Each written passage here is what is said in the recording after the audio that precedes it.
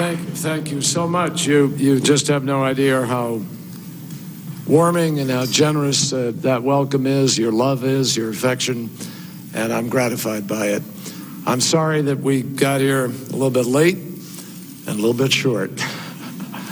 Earlier today, I spoke to President Bush and I offered him and Laura our congratulations on their victory.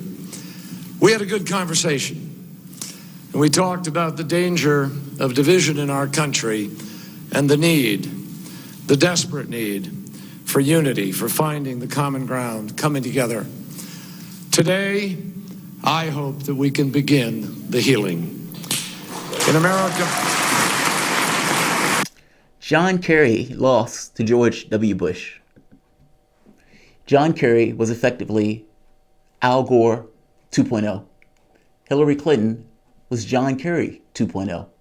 Obama just so happened to run as a lefty and ran on this hope and change thing, this kind of really feeling politics type stuff without necessarily being particular on the actual policy. He ends up winning. Hillary Clinton, however, ends up being John Kerry 2.0. With a track record like this, meaning the third way Democrats in the presidential elections, with a track record like this, Al Gore losing, John Kerry losing, Hillary Clinton losing, why do you want to put up another moderate that is going to run a moderate campaign when the other moderates have lost? Now, if your name is Joe Biden, John Kerry is effectively Joe Biden's surrogate. Now, he has been out there trying to back Joe Biden with misstatements on his Iraq war vote and trying to boost him and everything else. But John Kerry standing behind Joe Biden as his surrogate. If I'm Joe Biden, I would be a little annoyed in this presidential campaign. I'm front runner. I'm leading in the national polls, even though that lead has been dwindling. And even though I've been dwindling in some of the various states, for the most part, I'm still doing okay. And especially when we get to the South, I'm going to rack up right many delegate votes. But that doesn't seem to matter. Other people, Democrats, have a certain consternation about Sanders taking it. And if that consternation is that strong, and if it's that ever-present in the way that people are talking about it, meaning people are terrified that Sanders is going to take the party, then that means that they don't believe Joe Biden can carry the burden. Because otherwise, if they did, they wouldn't have this freaking out effect that's taking place. John Kerry backs Joe Biden. Bloomberg, billionaire, jumps into the race. Now again, the only reason Bloomberg got into the race is to stop Sanders. He's terrified of Bernie Sanders winning it. Typically, the billionaire just pays people like Joe Biden and Buttigieg to essentially affect their will and policy without them ever having to show their face.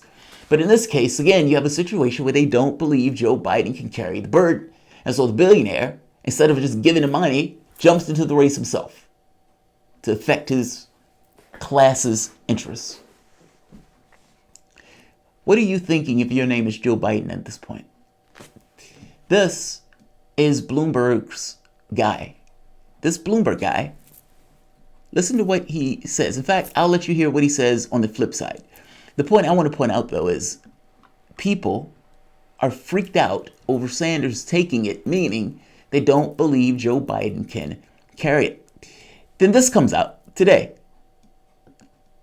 John Kerry overheard discussing possible 2020 bid amid concerns of Sanders taking down the Democratic Party, quote unquote. Basically, what happened, John Kerry was at some hotel or restaurant and he's on the telephone and he's talking to somebody.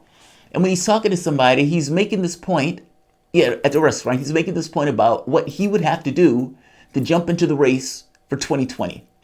Now, I'm going to explain what John Kerry explained this to be. When people asked him about it, his response to this. I'm going to explain what that is on the flip side. But just making the point that people are so freaked out that they're having the conversation with him getting into the race should give you an impression of what they think about Joe Biden's chances in this race. they don't believe he can carry the burden. For all of those people that believe the Democrats are just going to overtly shaft Sanders, if the fix was in, they wouldn't be this freaked out. They just wouldn't be.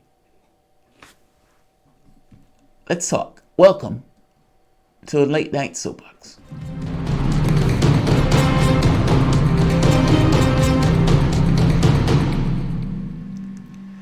My name is Jamal Thomas. This is a Sunday evening soapbox. I've had a lot of shows today. I've been doing this for a while. But there were several stories that came out, this being one of them, that is eye-popping because, again, John Kerry is a surrogate of Joe Biden. And if he's jumping into the race and he's a surrogate of Joe Biden, that gets across that he doesn't believe Joe Biden can carry the burden. Now, I actually believe John Kerry's excuse here, because I don't believe John Kerry will have the stones to jump into the race after being a surrogate of Joe Biden. It would take something outright catastrophic for that to happen, and I don't believe he would do it. This is Bloomberg's guy. Listen to what he says about the whole purpose of Bloomberg being in this race. And again, Bloomberg gets in this race because he doesn't believe Biden can carry the load. Bloomberg, in the first 4 states, is not competing. Now, think about why for the moment. He knows that if he is competing in the same event as Joe Biden, he's going to take away votes from Joe Biden. By allowing the first 4 votes to take place, he's allowing Joe Biden a chance to show that he could potentially win this. Meaning if Joe Biden takes Iowa, New Hampshire, Nevada, then Bloomberg may actually be like, all right, Biden is going to win it. I'm leaving. I don't have to run. I'm leaving. Bloomberg is in this race with the express interest of stopping Sanders. That's all he's in the race for. Listen to his guy.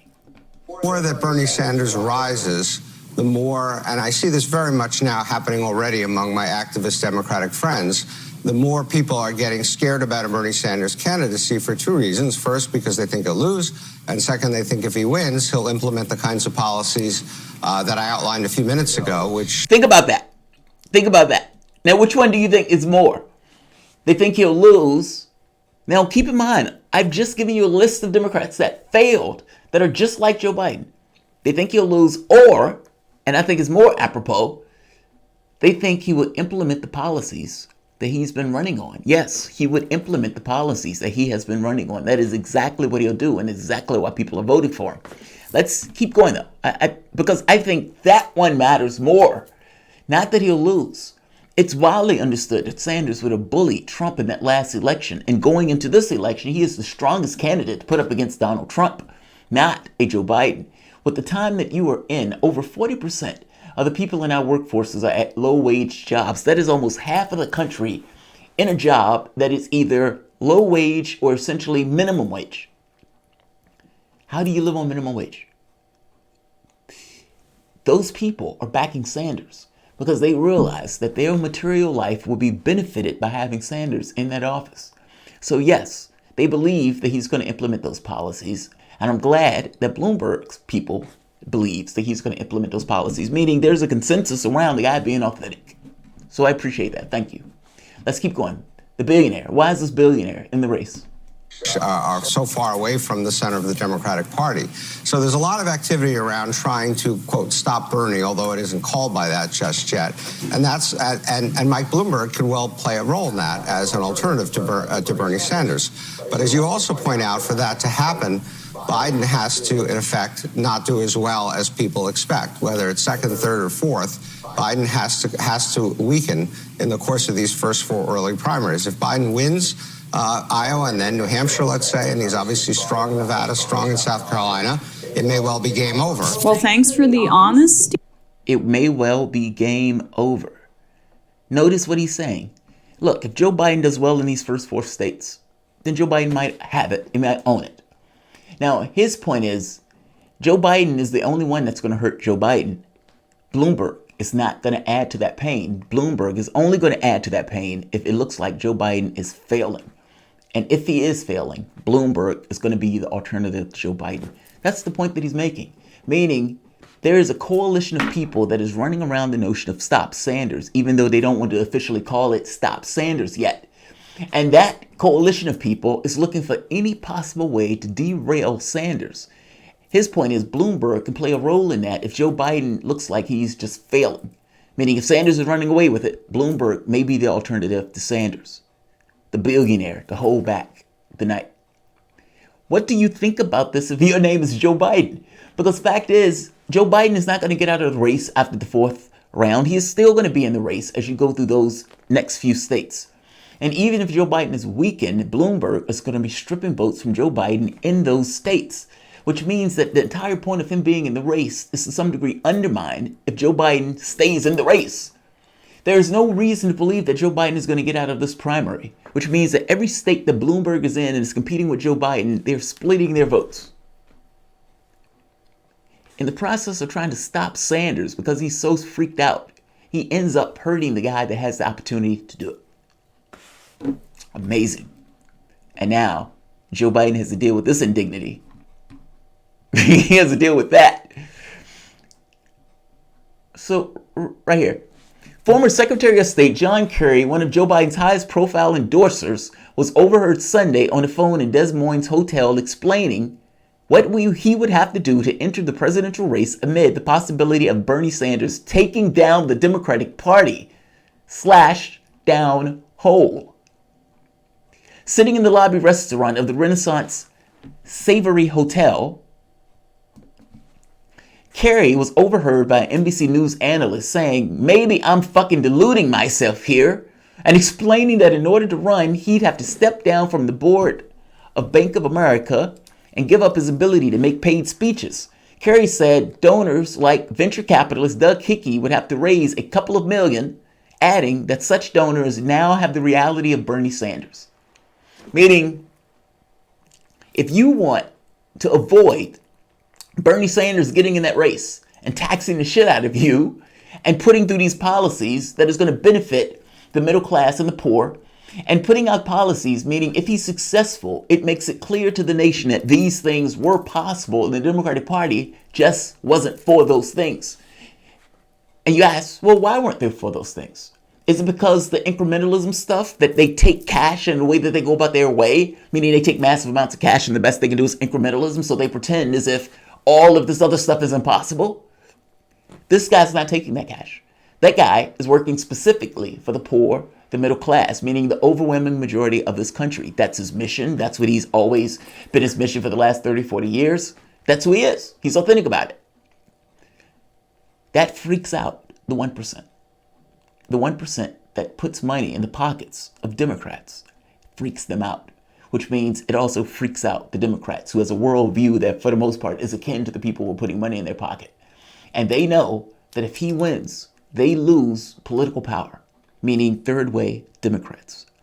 The entire field, for the most part, fits in that category and will do what they have to do to try to stop him. Bloomberg just believes he's better for it because he can dump billions of dollars into the campaign in order to give shitty ads and run a parallel campaign. Or at that point, buy off the Democratic Party to allow himself to get into the debates, despite excluding all of these other people. Now, the thing is, when Kerry was asked about this, John Kerry put out a tweet. He said, absolutely not contemplating joining the Democratic primary race. He reiterated the sentiment in a tweet. Any report otherwise is fucking or categorically false. Minutes later, he deleted the fucking in that tweet. He should have left it. As I told Reporter, I'm absolutely not running for president. Any reporter otherwise is categorically false. I've been proud to campaign with my good friend Joe Biden, who is going to win the nomination, beat Trump, and make an outstanding president. John Kerry strongly is saying, no, that's not it. He later told NBC News on Sunday, this is a complete and total misrepresentation based on overhearing one side of a phone conversation. A friend who watches too much cable called me wondering whether I'd ever jump into the race late in the game if Democrats were choosing an unelectable nominee. I listed all the reasons I could not possibly do that and would not and will not under any circumstances do that. So John Kerry is essentially saying, when I'm saying that Bernie would take down the entire Democratic Party and swallow it whole for all intents and purposes, and I was listing, I would have to drop my job at the venture capitalist. I would have to stop, taking speeches. I would have to get a bunch of money from these rich folks. Well, I was telling him all of the reasons that would be difficult for me to jump into the race. But again, the interesting thing here is that John Kerry is making the argument at all. I mean, the fact that they're talking to John Kerry about jumping into the presidential race to some degree means they're unsatisfied with the champion of the corporate world, Joe Biden. Like, all of this is to some degree an indignity. You're the front runner of a race. You're representing the corporate class, the established order of things, and all of these other one percenters and people who put money in the pockets of Democrats are freaking out because they say, oh my God, he's weakening as this process is going on. Sanders is hitting his stride. They're now talking about him like he can win. The polls that are coming out are showing him on a surge, even in places like Texas and California. Oh my God, he can win. And it hurts them. And they slump in their chairs. And their cheeks get red. And they try to figure out, what are we going to do? What are we going to do? Call John Kerry. Call John Kerry. Get John Kerry out there. Let John Kerry carry the burden like he carried the burden against George Bush.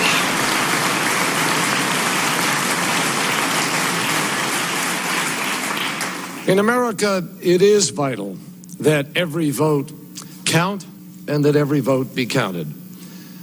But the outcome should be decided by voters. And they did.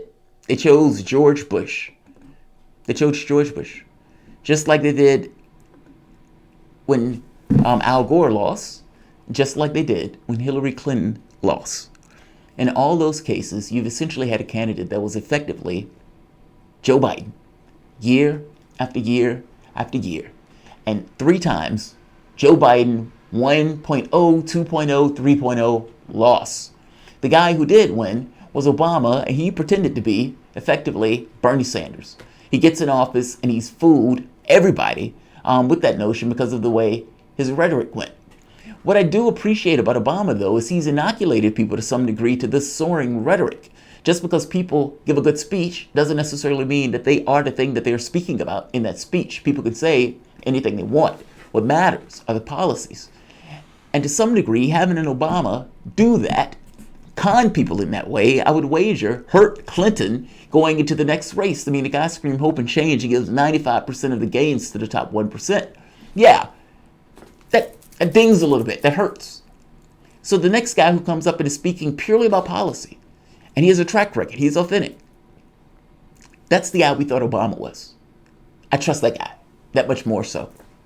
And the Democrats losing the ability to just speak like FDR and govern like Ronald Reagan because somebody who is actually that way is standing beside them. All of them look diminished in the face of Sanders on this. This entire election has been, do you agree with Sanders or not? The entire election, every debate, do you agree with Sanders or not? That's this particular election. Meaning Sanders has moved over to windows so far to the left that the arguments that are being had are being made in the shadow of that. Now, the media may frame it a particular way, like CNN. Well, you say you wanted to get out of the Middle East, and the Ayatollah wants you to get out of the Middle East too.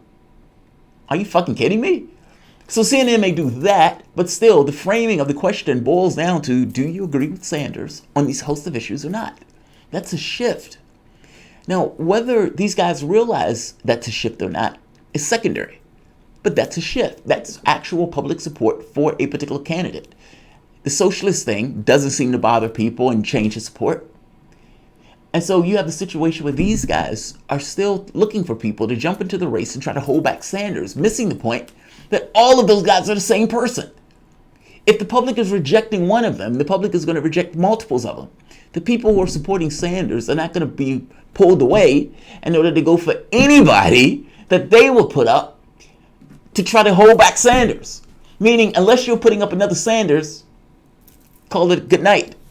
You had Elizabeth Warren, but Warren fell apart. She burst the gasket when she had to actually give out her policy positions.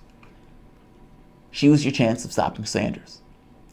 Now, you may have enough support that you can cobble together, especially at the caucus, in order in the second round to pull it your way. But that raw vote, I strongly suspect it's going to go to Sanders. These people are still looking for somebody to hold back tonight. good luck. There is nobody you could put up that his supporters will flock to. And the only thing you can put up is somebody that would take support away from Joe Biden. Your chance was Elizabeth Warren, and she blew it. Like, share, subscribe. Thanks all.